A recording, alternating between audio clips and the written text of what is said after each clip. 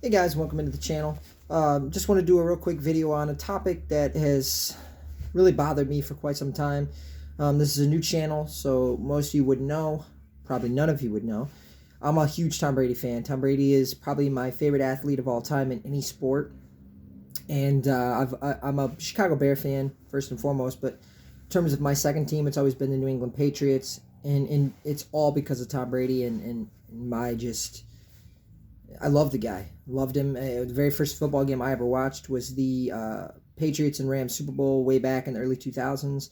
And since from that point until now, he's been my favorite player in any sport ever since, and I still root for him, obviously, to this day. He's obviously moved on to Tampa Bay now, but I thought this was a good time. And now you're hearing all the things about, well, are the Patriots still going to be successful without Brady? Was the run in New England more due to the fact that Bill Belichick's the greatest, or is it more because Tom Brady was the greatest? Now, I'm one of those people that will tell you it's a large part it's due to both of them. They're both arguably the greatest. He's the greatest coach, arguably, of all time, one of the greatest, and Tom Brady is the greatest quarterback of all time. I don't think there's an argument there. He just is. But a lot of people, and one of the people in particular is Max Kellerman on First Take, just loves to discredit Brady for everything. Yes, he'll throw in, well, he's the greatest of all time, but then he'll discredit him every other second after that. And he only throws that in because he knows he has to. Because for one, it's fact. He is. But the argument, I've always wanted to go on First Take and have a discussion with him about this, because anytime you want to bring up, Tom Brady and how great he is and how he is the biggest reason why the Patriots have had their run of success for so many years, nearly 20 seasons, he likes to throw in a Max Kellerman and a lot of Brady haters or people that just like to discredit him in general. One of the biggest things that, holy fuck, that is a huge dog. One of the, sorry, I get distracted by just gigantic Beethoven-looking dog out the window. But the biggest thing that anti-Brady people like to throw about it, or in terms of reasons to discredit him, is people like to say, well, Matt Castle, the year, what was it, 2007 or 2008? It was 2008 when Brady tore his knee all up in week one, and the Patriots went on to win, 11 games that year. They went 11-5, but they did not make the playoffs. A lot of people don't remember that. Since Brady took over the Patriots, there's been one season where they did not make the playoffs. That was 2008 when Tom Brady played a quarter of the entire season. Yes, they won 11-5. Did they make the playoffs? Did they come into the season just to win 11 games, or did they come into the season to make the playoffs? Was Bill Belichick's goal to win 11 games or to make the playoffs? Because Bill Belichick's goal was to make the playoffs. He didn't do it. Why did he not do it? Because he didn't have Tom Brady. And a lot of people would like to say, well, Matt Castle won 11. So people like to, the big area where you can really, because they've always been together. They've always been aligned together, Brady and Belichick. But the one time when Belichick did not have Brady, he did not make the playoffs. Forget winning a Super Bowl, appearing in a Super Bowl, winning a playoff game. Fuck that. He didn't even make the playoffs. But a lot of people like to take what should be a notch in Brady's column. They like to take that and say, like Max Kellerman, for instance, like to say, well, when Tom Brady was out the entire year, Bill Belichick won 11 games with Matt Castle. And he says that in a disgraceful way to Matt Castle to try to make Belichick look great and Brady look bad. And most people, when they have the arguments with Kellerman on First Take or whatever, when he makes that comment, they kind of shut down, or they start stuttering. They try to find another way to say, try to change the subject.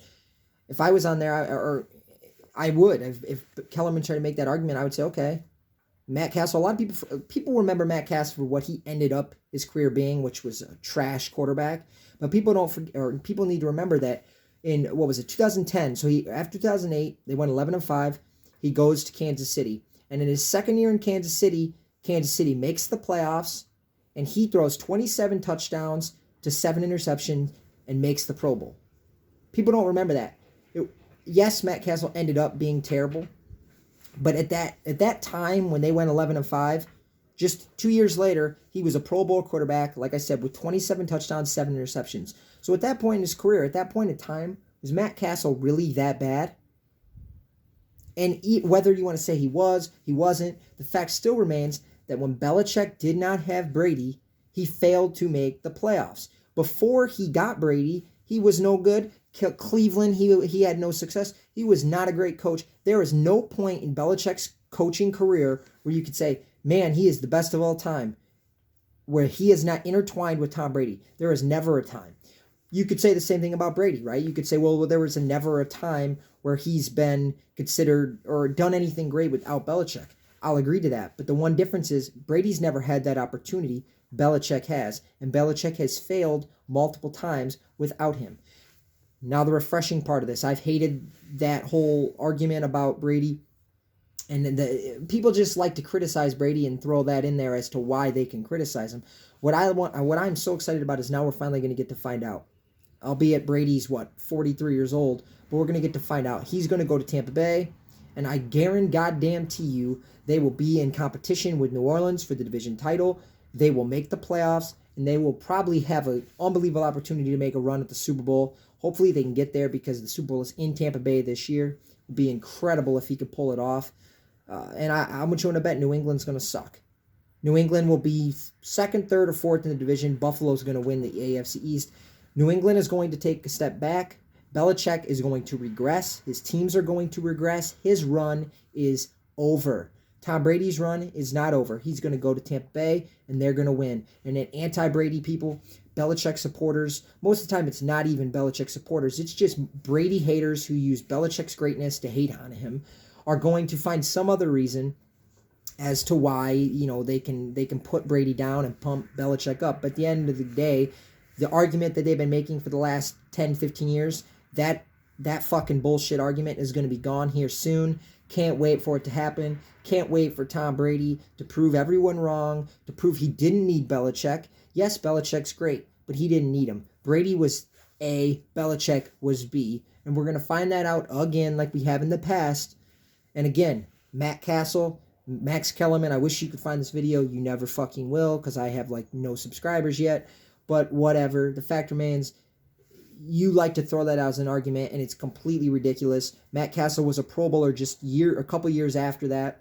Like I said, 27 touchdowns, 7 interceptions. At that point in his career, he was not that bad. And again, whether he was great, wasn't great, average, whatever the hell you want to say, the Patriots did make the playoffs when Tom Brady didn't play. Fact.